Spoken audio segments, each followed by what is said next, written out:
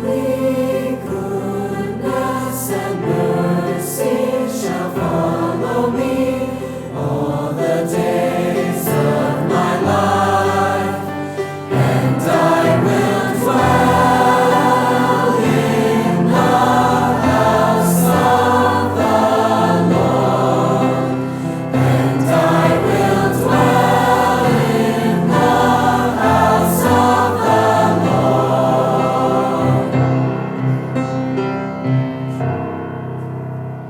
Should nothing of our efforts stand, no legacy survive, unless the Lord does raise the house in vain, its builders strive. So every single day is a gospel opportunity. The gospel is woven into really everything we do, by the doctrine, the philosophy, the people we hire, the parents we partner with, everything. But on a very practical level, the doctrine, or I should say the gospel, is woven into the content of what we teach, the culture of relationships on campus, and really the goal of where we're aiming to bring kids.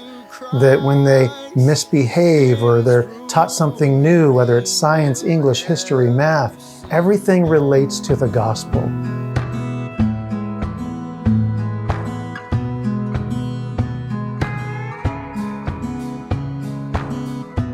So SECS has been around since 1982. 10 years prior to that, in 1972, a school was started. It was Canyon Country Christian School. But in 1982, Santa Clarita Christian School was born. Going back to some of the beginnings, there were two churches, the Temple Baptist Church and the First Baptist Church of Canyon Country. Temple Baptist Church had a lot of people and very small facilities. First Baptist of Canyon Country had very few people and had a lot of facilities here on this property we're here today. There was a school that was here called Canyon Country Christian School that existed beforehand under First Baptist of Canyon Country. There became a desire to have a traditional school, traditional classroom format. And so that's when the leadership formed Santa Clarita Christian School in 1982. And again, there in 1982, Jan was there as one of the first of the teachers. The classrooms got bigger, obviously. So even the second year of teaching, there was one first grade, one second grade, one third grade. There was one for each grade. And then through the years, there became two for each grade, with some bubbles where there would be one, but usually there was two for the elementary.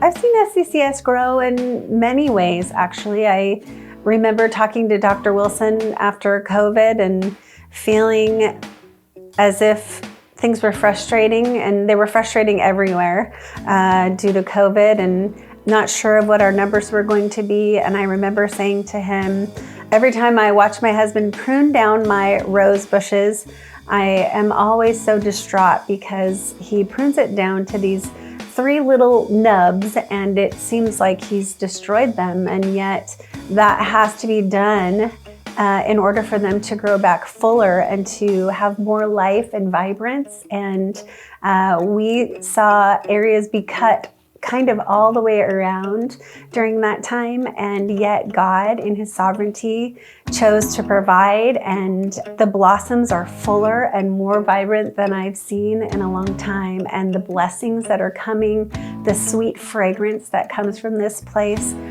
is astounding.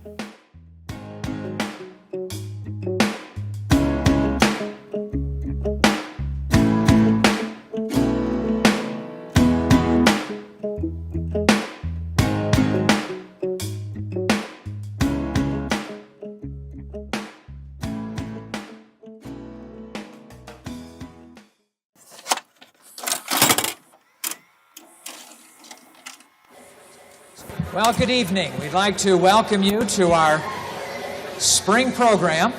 Appreciate so much you coming out this evening. And we'd like to begin with a word of prayer. Would you all stand with me, please, as we ask the Lord's blessing on tonight's program?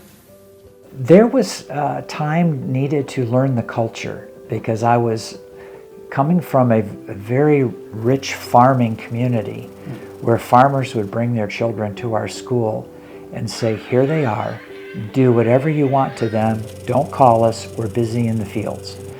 And so there was very little parental interaction. When I got to California, parents were very engaged. They wanted to be involved in everything.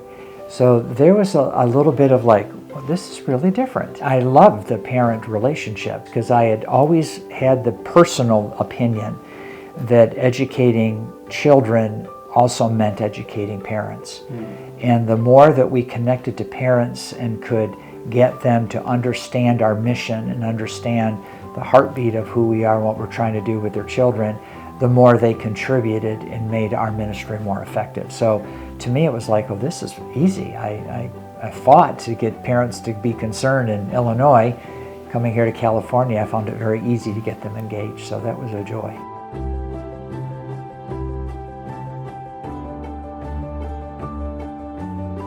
Well, the school was young, and the school had developed very much its spiritual program, which was critically important.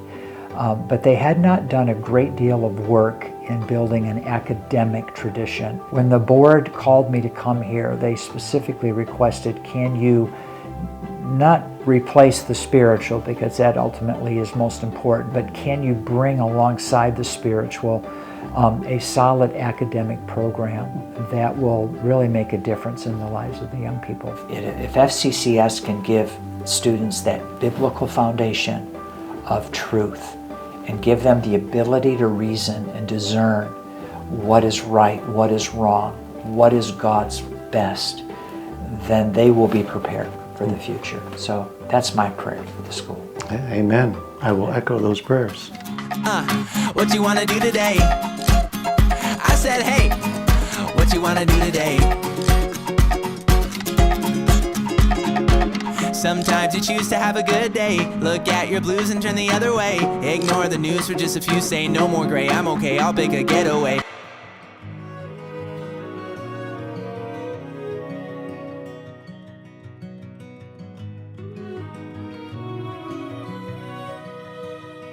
So I would describe SCCS as a ministry of partnering with parents and supporting the church in both the shepherding of children and stewardship of the gospel in the context of education.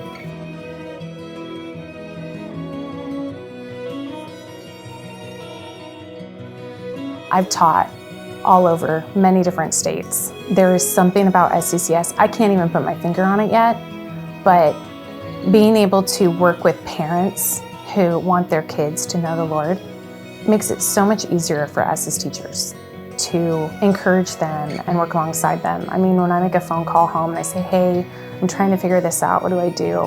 And a parent is like, oh yeah, I've been working on that too. Here's some things I'm doing. And I'm like, okay, good, I'll try that. And then you just see like the click at school. It offers the kids a whole new world.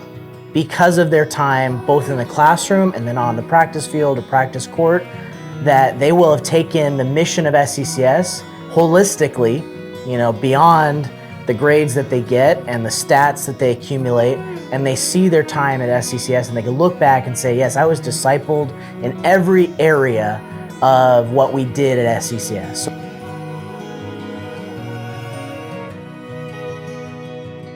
SCCS is so unique because it has such a special group of teachers and support staff that are working together not only on a common mission, but on a common love for one another, for God, and for these kids. And I think that's really what makes SCCS so special, is just that unity of purpose and identity, and how we work together in doing what we do puts on display what a Christian community is for these kids to see every day and then long for, to create on their own as the Lord sends them forth.